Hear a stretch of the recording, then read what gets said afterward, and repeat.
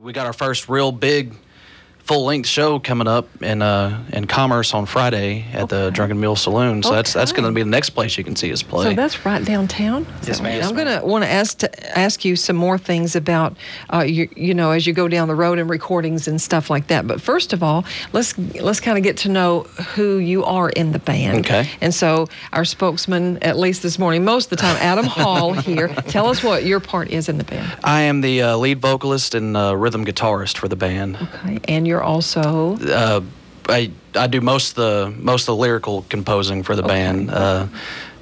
We kind of share responsibility on the arrangement side of the songwriting.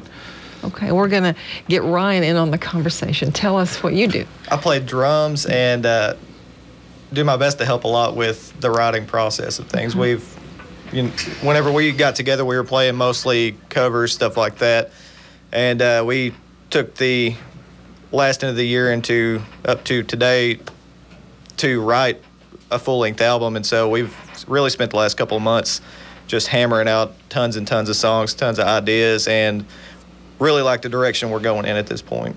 So how do you get inspiration for writing?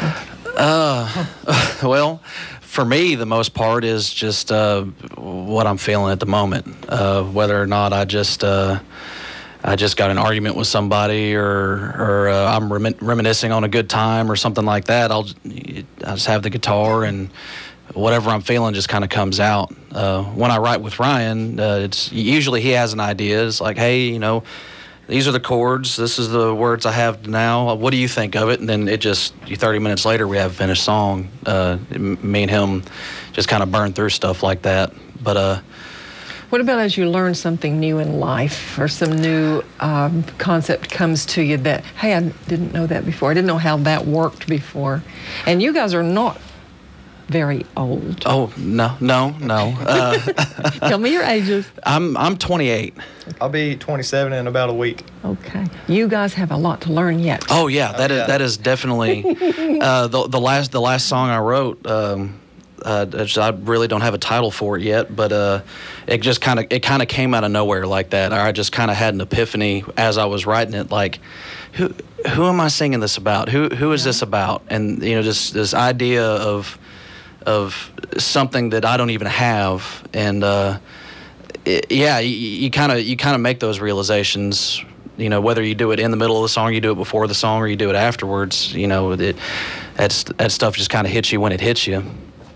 There are two other members of the band, so let's talk about them. Mm-hmm. Tell us who they are and what they do. We have Jacob Mazok, who plays lead guitar. He does some backup vocals too. Yeah. Once we get that stuff worked out. Okay. But he's a lot of the pretty sounding. Oh yeah, songs. he is an amazing guitarist.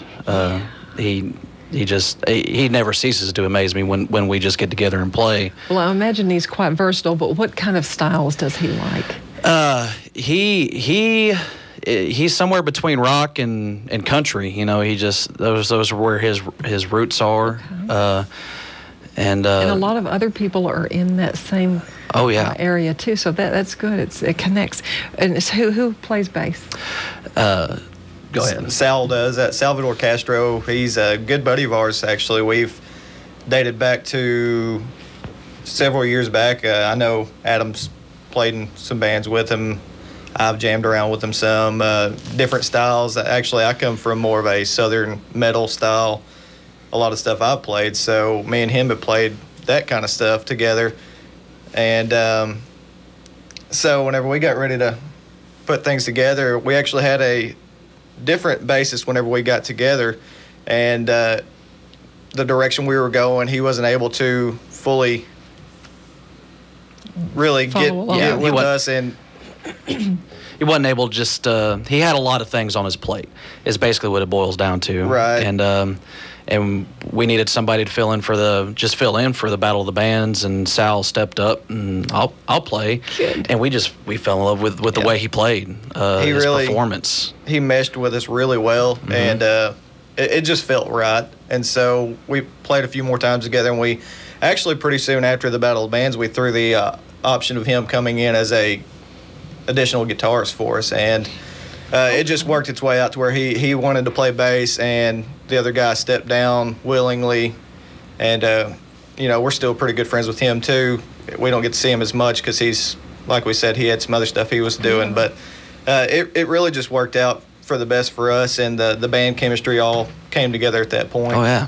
Well, everybody's on a journey, and sometimes as people go, maybe in this band, and then later they join up with some friends in another band or whatever. And then you finally find your niche. And that's kind of how it's worked out.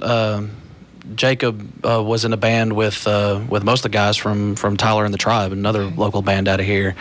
And they went and formed Tyler and the Tribe. He just kind of floated around looking for something else, and I was in another band in this area called the Barefoot Texans, and I played drums for them for a while, and he knew I played drums, so me and him thought about, he played guitar with the band, and I'll play drums, and then Ryan calls me and he wants to play drums, and I was like, well, I play guitar and sing, and we'll just find a bass player, and it couldn't be any more of a random kind of current, that we all just kind of flowed down and fit in this one little nook in that stream, and we've been floating together ever since. Timing was perfect on it, really.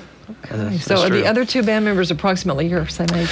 Sal is 29, and Jacob's the baby of the band. I think he's 24, maybe. 24, 25. Okay. Well, I can't wait to see and hear you guys, because I did miss your Battle of the Bands win. I missed it. Now, you're going to be in Commerce, as you mentioned, this coming Friday night, Southern Soul, so get over there and see them there. And then in Mount Pleasant, you have another one coming up. Yes, ma'am. That's March 20th at Mardi Gras. I'm not sure the exact address. I think it's pretty close to the interstate. But you should be able to look them up on Facebook or internet, just Mardi Gras Seafood. It's a Cajun seafood place with a music venue on the side. Okay. So you can go down and get some good food, get your fill, and then listen to some good music. It's the time of year for that sort of thing. Oh, yeah.